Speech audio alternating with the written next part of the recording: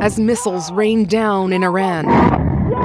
Pentagon head Pete Hegseth kicked off the day with the promise of another punishing assault. Today will be, yet again, our most intense day of strikes inside Iran. The most fighters, the most bombers, the most strikes. Despite Donald Trump's comments Monday that the war was nearly complete, Hegseth insisted once again, whenever and however this war ends, it will be on America's terms. We will not relent until the enemy is totally and decisively defeated. But we do so. We do so on our timeline and at our choosing.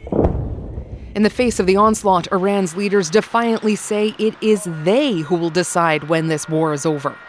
Its parliamentary speaker posting, "We must strike the aggressor in the mouth," and invoking the rule of eye for an eye. As the World Health Organization warned, toxic clouds and black rain from petroleum depot strikes have unleashed dangerous pollutants on Iranians. Many are choosing to flee to avoid the potential consequences. Sometimes we felt like we are dying, but it was nearby. Yes, a lot of bombing, a lot of Fire. even around 500 meters around our house, something like some bomb dropped and then a full building shattered.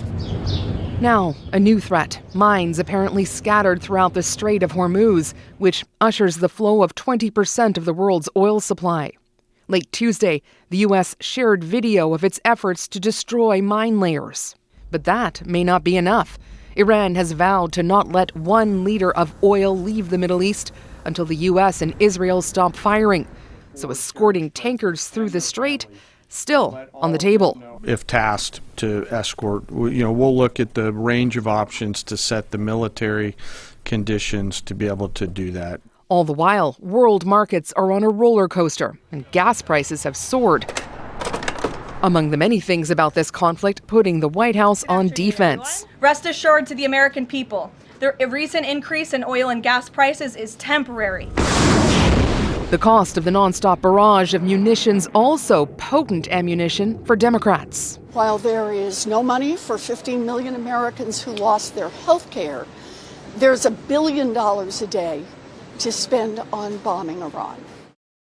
Another cost to Americans, the Pentagon confirmed 140 service members have been wounded in this conflict so far. 8 were seriously injured and 108 of them are already back on active duty. And Katie, it seems that now top Democrats are calling on senior cabinet officials to justify this war in Congress.